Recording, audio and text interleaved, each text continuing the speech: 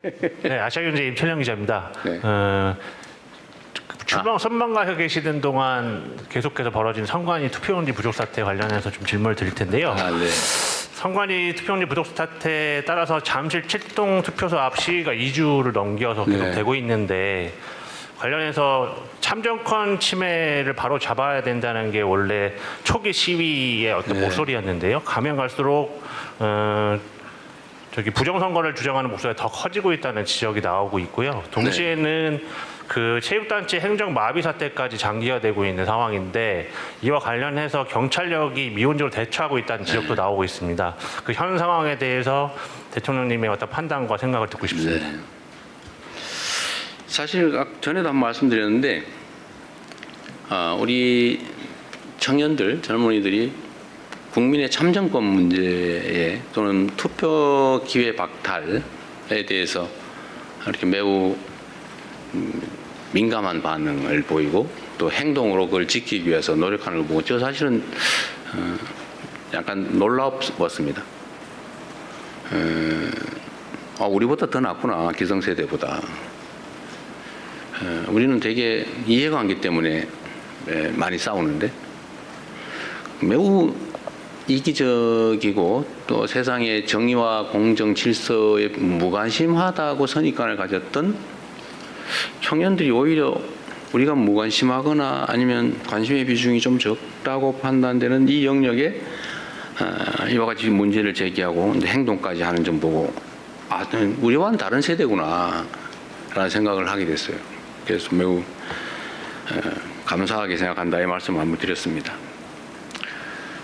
선관위 문제는 사실 참 황당하죠. 제 입장에서도 선관위 좀 문제다 이렇게 생각을 하긴 하지만 평소에도 근데 뭐 아무런 우리가 통제, 감시, 견제 권한이 없어요. 하다못해 선관위원장에 대한 형식적 임명권조차도 없어요. 스스로 자기들끼리 돌아가면서 복귀돼 있어요.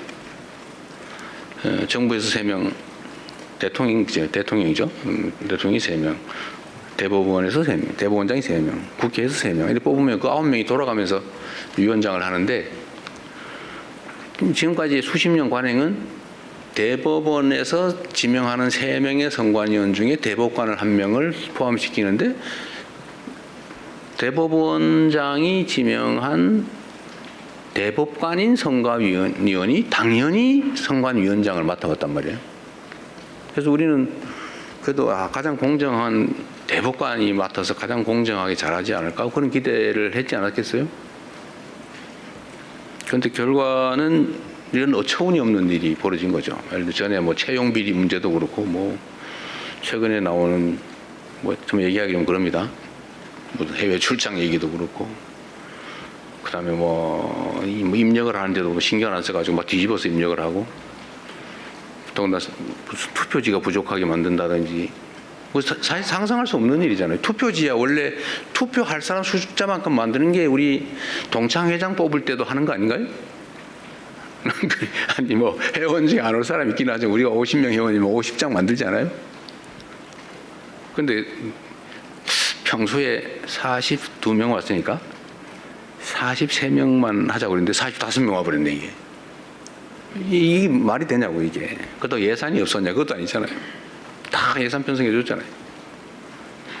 뭐라고 변명이 있겠지만 있을 수 없는 일이죠.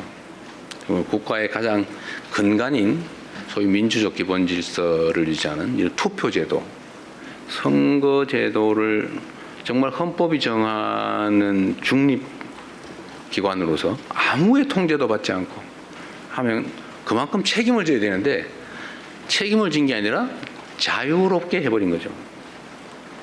방종에 가까운 자유를 구가했던 것 같습니다. 결국은 심각한 문제가 있죠. 대응을 해야 되겠죠 이제.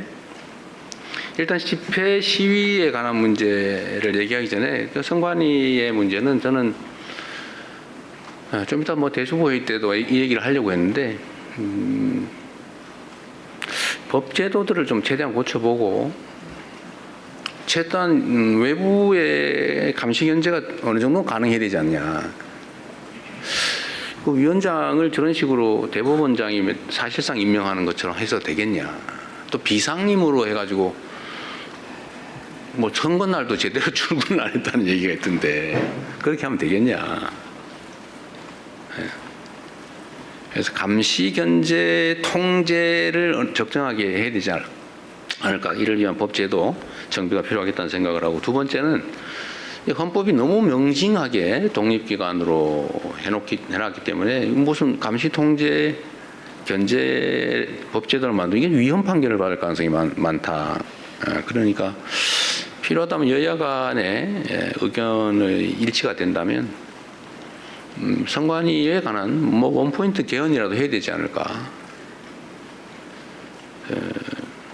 뭐 그런 생각을 합니다. 필요하다면 대통령이 발의를 하는 한이 있더라도.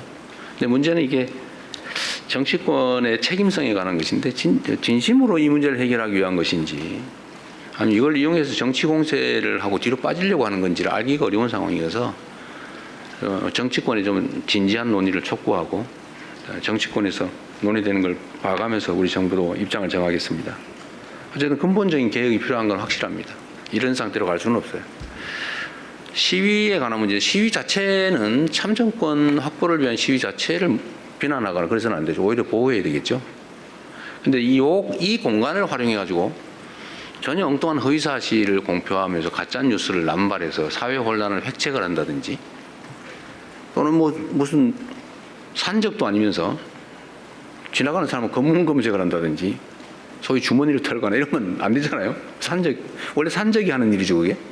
아무거나 놓으면 고개 마루 장악하고 지나가는 사람 주머니 털어가지고 검사하고 10% 띄고 보내고 이런 거 있잖아요. 이거 산적이 하는 짓이 이런 짓 하면 안 되죠.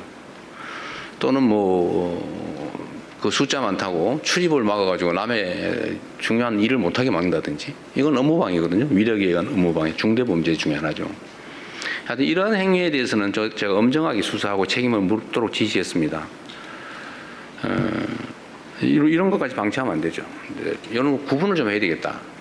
정당한 참정권 확보를 위한 주권 행사와 질서 파괴를 획책하는 범죄 행위는 엄밀하게 구분을 해야 이 참정권을 지키기 위한 선의의 이런 운동도 제대로 빛을 발할 수 있겠다. 그래서 옥석을 좀 가려서 엄정하게 대응할 건 대응하고 보호할 건 또 확실히 보호하고 그렇게 하도록 하겠습니다.